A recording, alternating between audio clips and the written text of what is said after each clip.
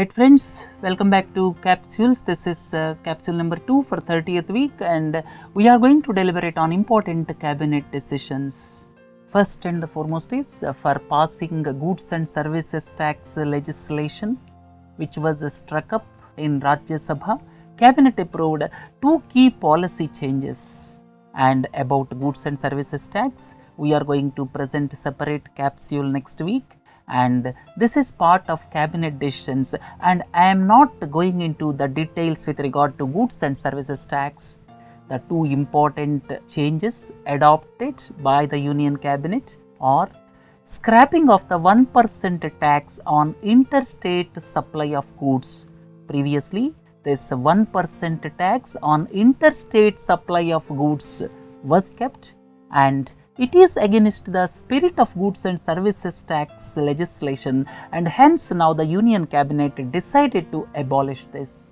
Second one is some of the states may lose income because of the introduction of goods and services tax, and now Cabinet approved compensation for the losses up to a period of 5 years. So these two changes were approved by Union Cabinet, and most likely next week this GST bill is going to be passed by Rajya Sabha, and almost a consensus was emerged with several regional parties, and only AIADMK and Congress are to be taken on board. Most of the regional parties agreed to the government's viewpoint on GST.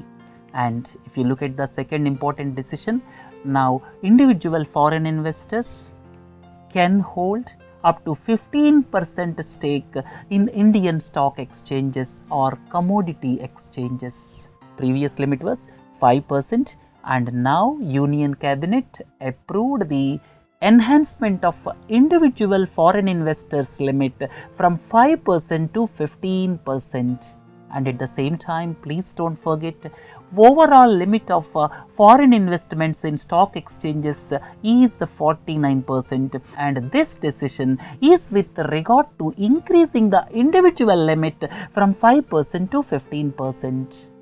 And you may ask, what is the difference between stock exchange and commodity exchange? Please look into the slide. National Stock Exchange, which releases Nifty, Bombay Stock Exchange, which releases Sensex. These two are examples of stock exchanges, and commodity exchanges are MCX, then NCDEX.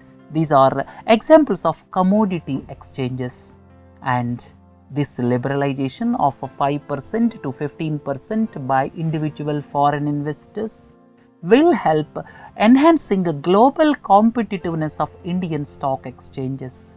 And at the same time, please don't forget, Bombay Stock Exchange is going for initial public offer, and SEBI has already given its approval.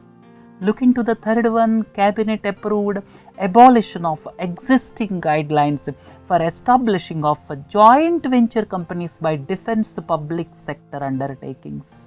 Previously, guidelines were issued in February 2012 for formation of joint ventures by defense public sector undertakings, and now the government felt these guidelines are against the level playing field for private sector companies and public sector companies. That means what I want to convey is, because of these guidelines issued in February 2012, there is no level playing field between defense public sector enterprises and private sector enterprises manufacturing defense equipment while forming joint ventures. So the Union Cabinet removed this anomaly, and the general guidelines issued by Ministry of Finance will be applicable even for defense public sector undertakings also.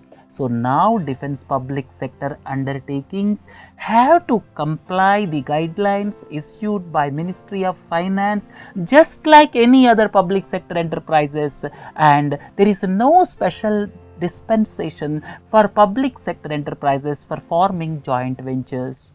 And you may ask, what are the defense public sector enterprises? And there are 9 defense public sector undertakings. This Bharat Electronics, Hindustan Aeronautics Limited, then Mishra Dhatu Nigam, these three most of you are well aware, then Bharat Earth Movers Limited, Bharat Dynamics Limited, these two are also of defense sector, then Goa Shipyard Limited, then Hindustan Shipyard Limited, then Majagon Docks Limited, this is in Bombay, and Garden Reach Shipbuilders and Engineers Limited, this is in Kolkata. So, these 9 are defense public sector undertakings. Look into the next issue. Cabinet approved revised cost estimate of rupees 3,727 crores for National Automotive Testing and R&D Infrastructure Project, popularly known as NATRIP. NATRIP is National Automotive Testing and R&D Infrastructure Project. This is under the Ministry of Heavy Industry and Public Enterprises, and basically this is the initiative of Government of India along with the several state governments as well as Indian automotive industry. Basic purpose is to create a state-of-art testing, validation and R&D infrastructure in the country. So, as to create world-class R&D infrastructure in the country, central government, state governments and automotive industries came together to establish this NATRIP, which is a National Automotive Testing and R&D Infrastructure Project, and Cabinet took a decision of revised cost estimate. Look into the next one, that is Cabinet approved bilateral investment treaty between India and Cambodia. And this bilateral investment treaties are quite common between various countries. And what is the purpose of this bilateral investment treaty? Bilateral investment treaty main purpose is it will protect investments from either country in the territory of other country. So, if Indian investments in Cambodia are there, this bilateral investment treaty will protect those investments. Similarly, if Cambodia invests in India, as per this bilateral investment treaty, the investments will be protected. And this is basically to increase bilateral investment flows. The last one, new All India Institute of Medical Sciences was approved at Bhatinda in Punjab. And this 750 bed super specialty hospital will come up at an estimated cost of rupees 925 crores. And please don't forget, this is approved under Pradhan Mantri Swasthya Suraksha Yojana. Right friends, with this let us conclude capsule number 2. Have a nice day. Thank you.